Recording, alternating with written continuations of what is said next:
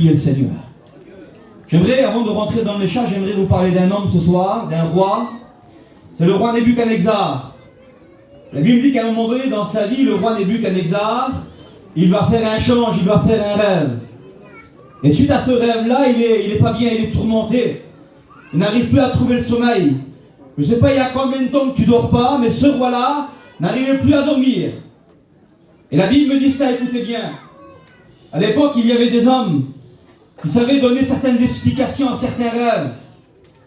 Et la Bible dit que le roi Nebuchadnezzar va faire appeler, le roi fut appelé les magiciens, les astrologues, les enchanteurs, les chaldéens pour qu'ils lui disent son change.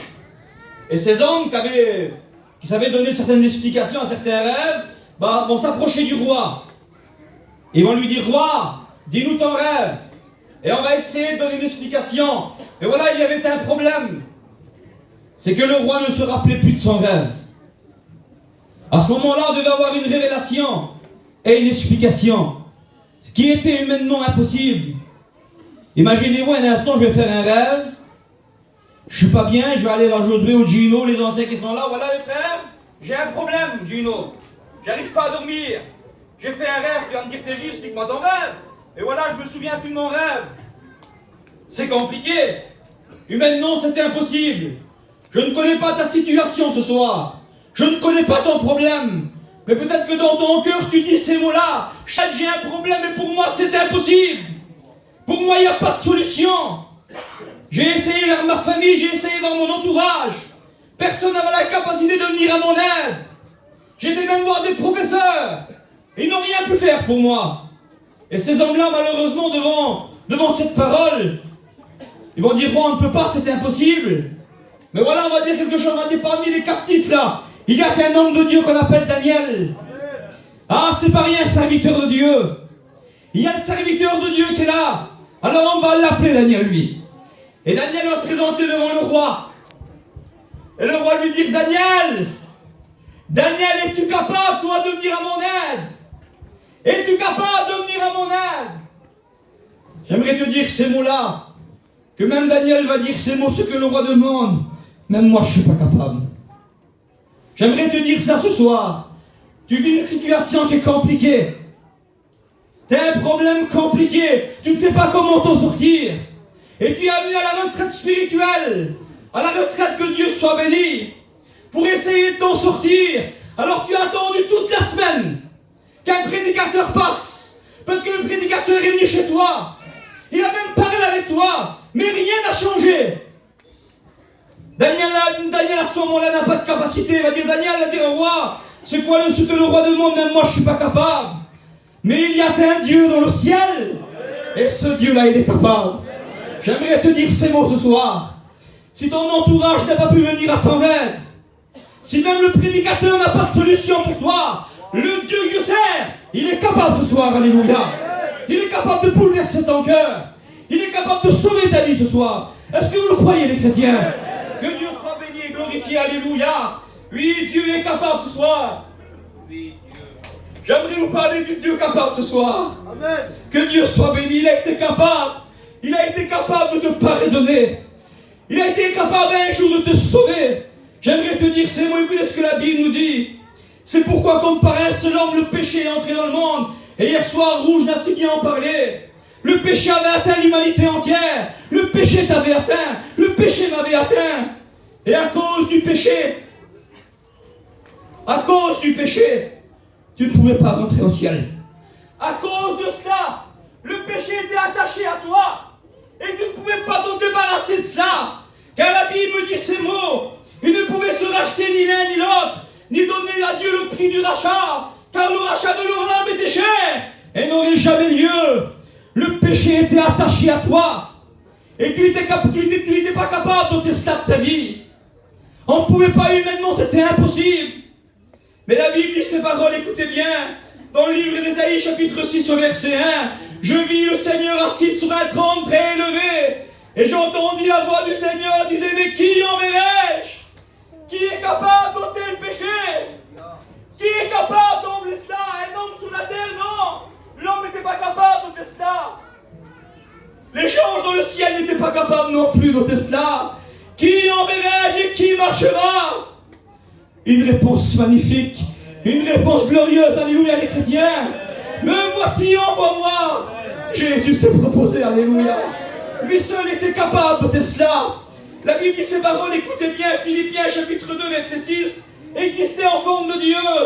Il n'a pas regardé son égalité avec Dieu, mais comme une proie arrachée, il s'est dépouillé lui-même, prenant forme d'un serviteur, devenant semblable aux hommes, et il est paru comme un vrai homme.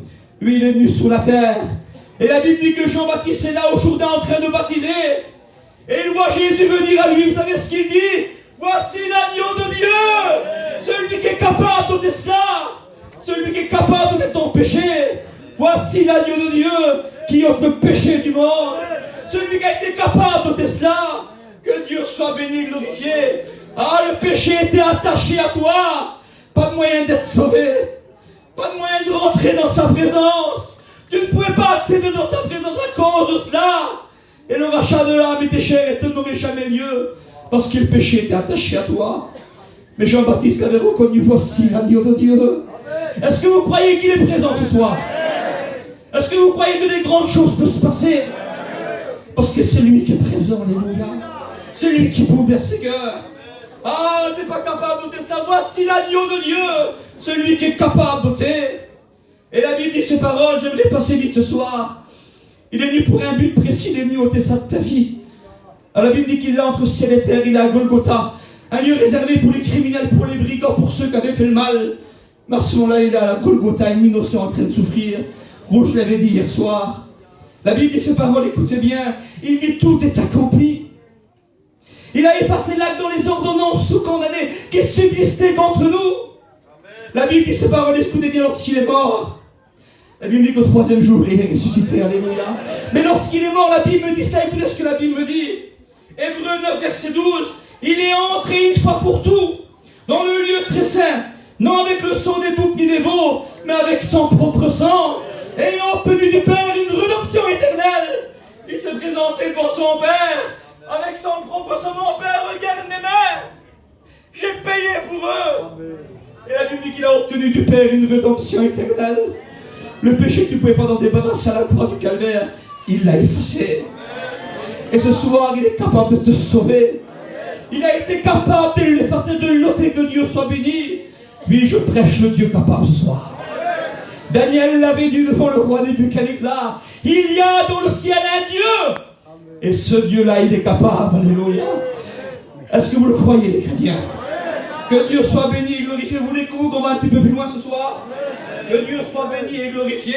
Oui, c'est le Dieu capable ce soir. Encore ce soir, il est capable de te sauver. Que Dieu soit béni et glorifié. La Bible dit qu'un jour, Jésus va rentrer, et Dieu en a fait allusion ce matin. Il va rentrer dans une barque avec ses apôtres. Et la Bible dit que pendant qu'il naviguait, vous connaissez le récit de la Bible, le vent va commencer à souffler. L'eau va commencer à être agitée. Et la Bible dit ces mots, à ce moment-là qu'ils étaient en péril. Je ne sais pas comment tu es venu à la retraite ce soir. Mais peut-être que ta barque est en train de prendre l'eau. Peut-être qu'il y a l'orage chez toi. Peut-être qu'il y a l'orage qui souffle. Il y a peut-être des mois, il y a peut-être des années qu'il est en train de souffler. Et tu es venu à la régionale parce qu'à la régionale, tu as su que le Dieu capable était là. Alléluia. Et la Bible me dit ces mots, écoutez bien, ils étaient en péril, sur le point de couler. Jésus va se lever, alléluia. Le Dieu capable se lève. Et lorsqu'il se lève, il dit, si l'eau est tais-toi la mer, et un calme se fait.